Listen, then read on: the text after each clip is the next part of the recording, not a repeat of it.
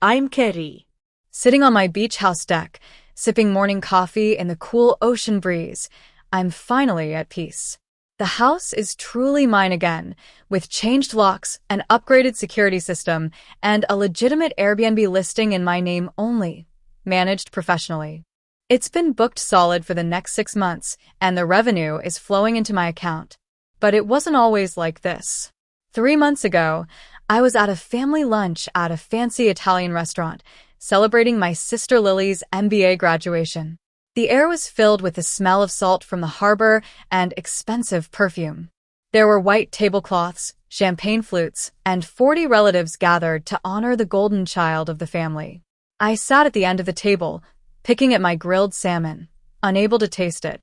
My phone kept buzzing with Airbnb notifications, booking confirmations and messages from strangers asking about check-in procedures for my beach house. The beach house I'd bought 5 years ago with the money I'd earned from my digital marketing business. It had a wraparound deck with an ocean view, but my family always thought it was excessive and a show-off. My father, a controlling and self-centered man, stood up and tapped his wine glass. Lily has achieved so much with her MBA from a top-tier program, but grad school isn't cheap, he said, smiling at her. Luckily, we found a solution. Lily pulled out her phone and showed a calendar filled with colored blocks, names, dates, and dollar amounts. Carrie's beach house, my father continued, as if I wasn't even there. We've listed it on Airbnb for the summer. $900 per night, and 12 families have already paid deposits. That's $97,200 for Lily's remaining tuition. The table erupted in applause. My mother, a passive, aggressive woman who always sided with my father, beamed. Aunts and uncles nodded approvingly, calling it practical and responsible. My cousin Tom leaned over and said, "That's smart. You barely used that place anyway." I said nothing, just watched Lily swipe through her phone, showing the booking calendar. June through August was completely booked, with families paying deposits ranging from $2,700 to $5,400 depending on their stay. My father pulled out printed confirmation emails.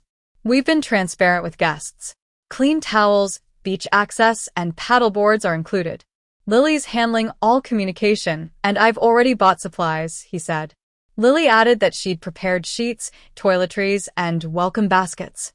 I excused myself to the bathroom. Standing in the marble, tiled space, gripping the cold porcelain sink, I thought back to when I bought the house. My father had called it irresponsible, and my mother said I was trying to prove something. Lily had asked why I needed such a big place when I lived alone.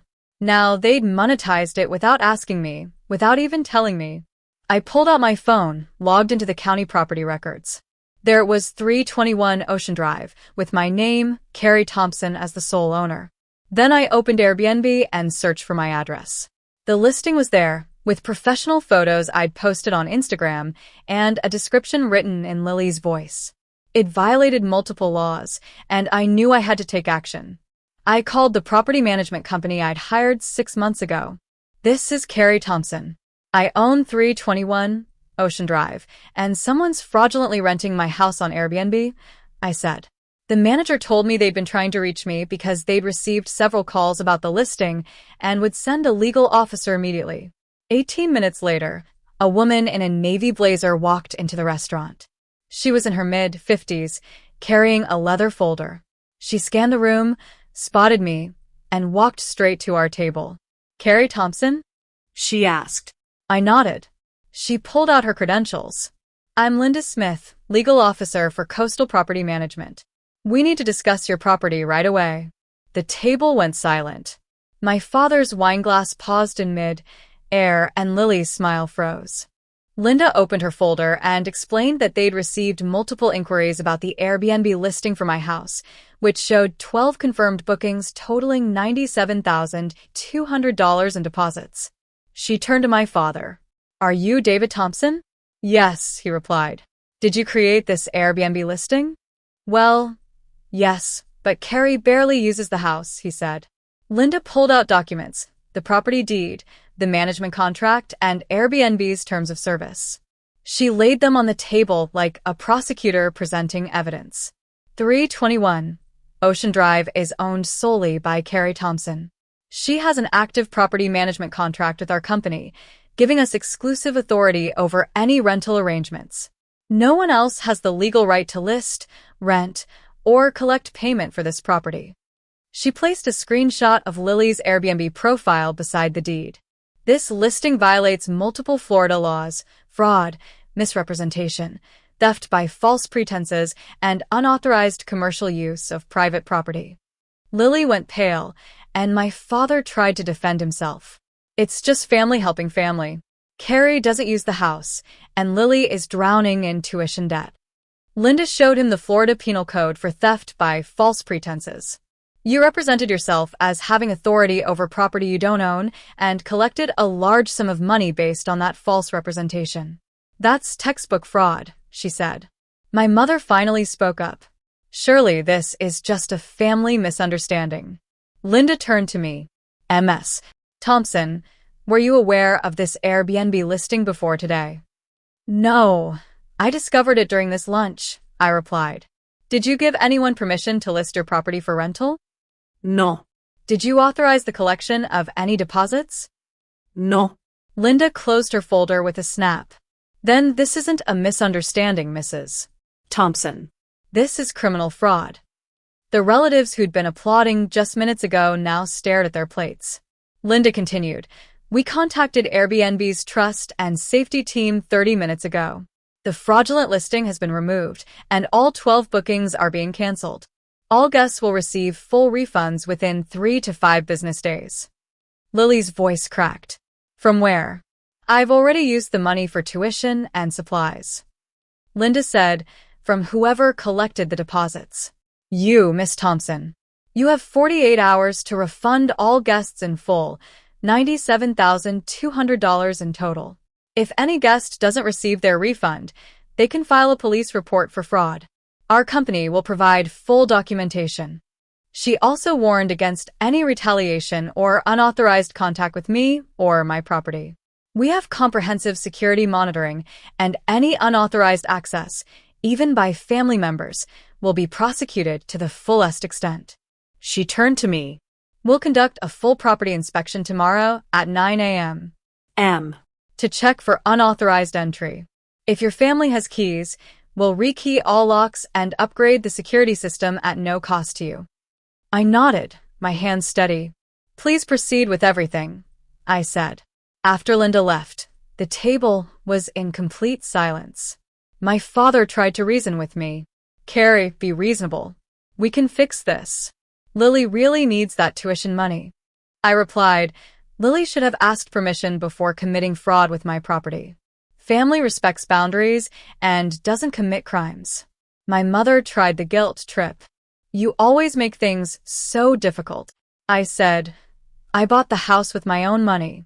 You listed it on Airbnb without my permission, collected money from strangers, and announced it at a public lunch, like it was your right. You created the situation, not me. Lily was crying. I've already paid my tuition deposit and bought supplies.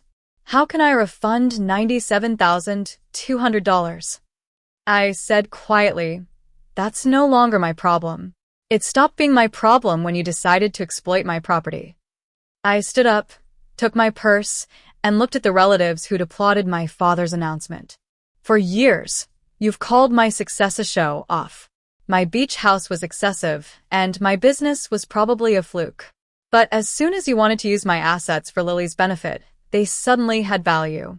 You couldn't celebrate my achievements, but you could monetize them. I pulled out cash to pay for my untouched salmon and said, Coastal Property Management has my full authorization to prosecute any unauthorized access to my property, including from everyone at this table.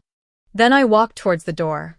Behind me, chaos erupted, Lily sobbing, my father yelling, and my mother trying to calm everyone. On my way to the car, my phone buzzed with emails. One from Linda said the locks would be rekeyed at 9 a.m. The next day, the security system would be upgraded and a full property inspection was scheduled.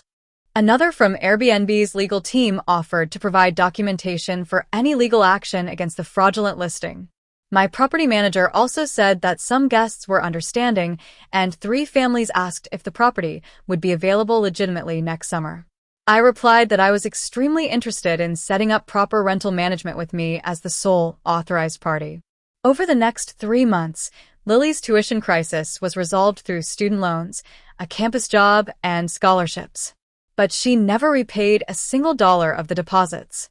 7 families filed small claim suits, and she'd settled 4, still fighting 3. Her credit score took a big hit. My parents called me 19 times, but I didn't answer. Their voicemails went from angry to pleading to bitter. My father's last message, 2 weeks ago, said, "You're out of the will." I deleted it without a second thought. My cousin Tom called once and said everyone thought I'd overreacted. I asked him, "If someone listed your car on Turo without permission and collected $97,000 in rental fees, would you call that a misunderstanding?" He paused and said, "That's a fair point.